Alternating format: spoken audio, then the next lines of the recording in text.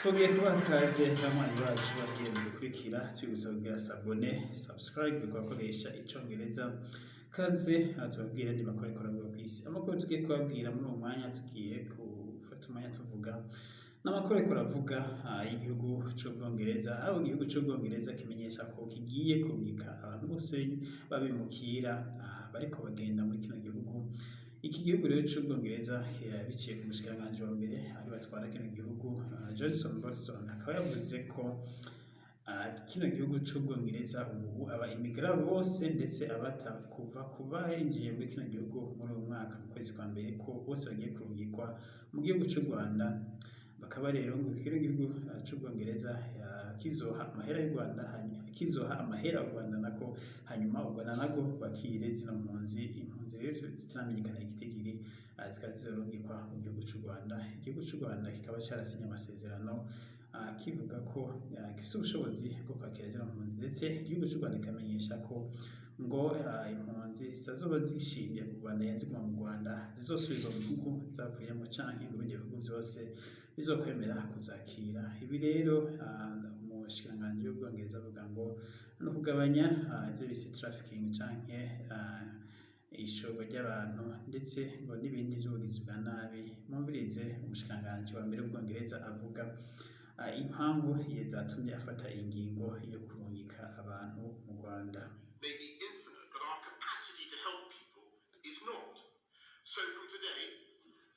Kuva uno munsi mu bantu bashasha twafashe ingingo yo kugira ubufashanya n'u Rwanda ngo abantu bose binjiye Ubwongereza bitemewe n'amategeko ngo bose kuva guhera ku binjiye mu kwezi kwa mbere umwaka ngo bose bazorungikwa mu gihugu c'u Rwanda.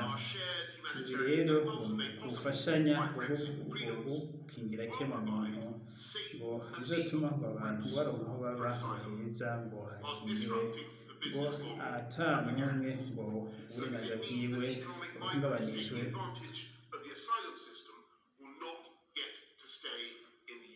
Ibi rero ngo abantu bose bazoza ari bashasha ngo gusaba ubuhunzi ngo bose ntibazoguma mu gihugu c'Ubwongereza ahubwo bazoca bajanwa mu gihugu c'u Rwanda, ndetse ngo bahaye uburenganzira aho bazokubaka ubuzima bushasha.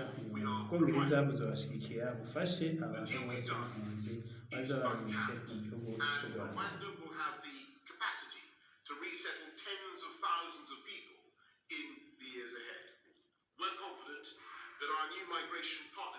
Ngo turizeye neza tutekeranya ko abashaka ubuhungiro bashasha mu gihugu cacu ngo tutazoba tubataye, ahubwo ngo tuzoba tubarungitse kugira ubuzima bwiza ico kimwe ngo n'abandi bari mu Bwongereza.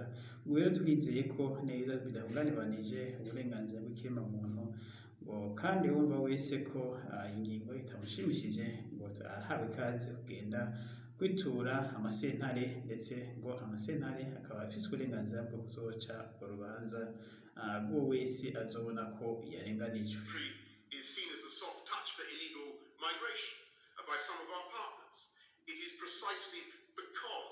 We have such a formidable army of politically motivated lawyers who for years have made it their business to thwart removals and frustrate the government. Ibi rero kandi nubwo tuhaye uburenganzira abazokwitura amasentare kugira ngo baburanire abakiriya babo, ngo twibutse ko nubwo amategeko yacu uburenganzira abantu ngo bibutsa abashingwamanza bamwe ngo akazi kabo igihe cose ari ukuburizamwo imigambi ya leta, kuko ibi atari vyiza cane rwose, ahubwo bagomba gushigikira umugambi wa leta. Uyu mugambi wa leta rero nk'uko mwumvise ni umugambi wo kuvana impunzi zose mu gihugu c'Ubwongereza hanyuma bakazijana mu gihugu c'u Rwanda. Rero naciye niyumvira ati nk'abanya East Africa reka tuganire, kuko murabona igihugu c'u Rwanda ko mukizi, mubona gifise ubushobozi bwo kuzokwakira zino mpunzi koko, canke igihugu c'u Rwanda kiriko gishaka gusa kwironkera amahera avuye mu Bwongereza maze izo mpunzi zije kugwa mu Rwanda zize gupfira nabi. Sinibaza niba abarundi barabizi, turafise impunzi natwe z'abarundi ziri mu nkambi ya Mahama sinzi rero kwiza impunzi by'ukuri sindagira mu nkambi y'Amahama, sinzi n'amakuru yaho menshi cyane rwose, ariko sinibaza ko mu Rwanda hoba ari heza cyane rwose Ubwongereza bwatoreye abasaba ubuhungiro bose kuzoza baja mu Rwanda, ndetse amashirahamwe mpuzamakungu yaba ishirahamwe rijejwe ivy'impunzi ku isi rikaba ryamaze kwiyamiriza ingingo y'Ubwongereza kujana abasaba ubuhungiro bose mu Rwanda, ndetse rikagiriza Ubwongereza ko ari ukwikurako commitment yo guha ubuhungiro abantu bawusaba nk'uko biri mu masezerano mpuzamakungu yabo, niko umuntu wese asabye ubuhungiro agomba kubuhabwa. Uburyo Bwongereza ni nk'aho busa n'uko buriko burikurako budashaka kongera kwakira impunzi n'imwe, ahubwo izo mpunzi zikazoca zizageraruka mu Rwanda. Aya masezerano rero azamaze guterwa kw'ikumu n'umushikiranganji w'imigenderanire y'u Rwanda n'umushikiranganji w'imigenderanire n'amakungu y'u Rwanda ndetse n'Ubwongereza, aho mu gice ca mbere Ubwongereza bwemeye guha miliyoni 25 z'amadolari y'abanyamerika igihugu c'u Rwanda. Igihugu c'u Rwanda rero kikaba kizoyakoresha mu kwakiriza impunzi ndetse ngo no mu kubaka aho bazoshikira izi mpunzi. Rero u Rwanda rukaba rwemeye ko zoziha ubwenegihugu bw'u Rwanda mu gihe zoba zibishatse, ndetse bagahagwa n'ibikorwa bazokora ivyo, ndetse ngo bakazokora no mu mirimo bashatse kuko bivuze ngo kandi u Rwanda rukaba rwemera ko ruzogira ngo ruzosubiza mu bihugu vyabo abaza bashaka kubisubiramo canke bazoba bashaka gusaba ubundi buhungiro mu bindi bihugu, u Rwanda ruzobafashamwo. Ibyo ni vyamenyeshejwe n'umushikiranganji w'u Rwanda mu gihe yariko yakira yariko asinya ayo masezerano hagati y'Ubwongereza n'u Rwanda. Ibi kandi vyavugishije abantu benshi kuvuga ngo ukanabumenye, aho bavuga ati u Rwanda vy'ukuri nico u Rwanda vy'ukuri n'igihugu co muri Afurika cifashe gifise ubushobozi bwo kwakira impunzi nk'izo. Bamwe bavuga ati oya, abandi nabo bavuga ngo u Rwanda rufise amahoro, rufise umutuzo, urashobora kwakira izi mpunzi. Sinzi wewe nawe dukurikirana ico bivugako, ariko ku bwanje nibaza ko igihugu c'u Rwanda atariyo shwa ya mbere Ubwongereza bwari kugira ngo bujane abantu. Ntawuzi impamvu Ubwongereza bubona ko igihugu c'u Rwanda arico guhitwamwo kujanwamwo izindi mpunzi.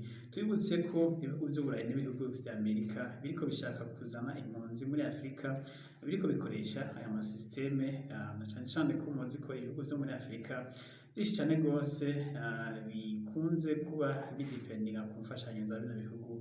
Ubu rero bariko bategeka ibihugu bimwe bimwe kwakira impunzi kugira ngo babihe amafaranga, aho impunzi kuguma zibandanya zigenda mu Burayi. Iyi ni systeme rero bariko barakoresha cyane rwose. Aha twavuga ko nk'akarorero impunzi za Afghanistan, mu gihe impunzi nyinshi ziriko ziravuga zishaka kuja muri Amerika, mu gihe abatalibani bagiye gufatira ubutegetsi, Amerika yacisaba igihugu c'Ubuganda. Igihugu c'Ubuganda rero kiba carakiriye impunzi nyinshi z'abanya-Afghanistan. Iki gihugu naco c'Amerika kikaba cahaye amahera y'amadolari y'abanyamerika miliyoni 50 z'amadolari y'abanyamerika zikiyaha igihugu c'Ubuganda kugira ngo kibafashe cakire zino mpunzi, cubake n'amakambi y'impunzi. Biravye rero Abongereza n'abazungu muri rusangi ntibagishaka cane cane impunzi z'abirabure zija muri bino bihugu vyabo, kuko babona ko n'impunzi za Ukraine zabananiye. Buri bashaka nibura kwakira impunzi zabo z'abazungu za Ukraine, hanyuma abirabure bose babarungike muri Afurika. Ibi rero ingingo y'umushikiranganji wa mbere w'Ubwongereza benshi cane rwose bazobigiramo, ndetse n'abaje imbere y'iki gihe abazungu basanzwe bizwi cane rwose kugira amayeri. Bazobima abari barashitse n'imbere yaho, bazobima ubuhungiro, maze baca babwira ati ko mudafise ubuhungiro bw'igihe cose, tutabahaye ikarata yo kuba impunzi zemewe, guca tubajana mu Rwanda. Ubu rero bamwe bazokwisanga bajanywe mu Rwanda ku nguvu, na cane cane mu gihe atari kuvuga ngo uzojanwa mu Rwanda ari uko ubishatse, ntabwo ari wirenge, ahubwo ni ku nguvu.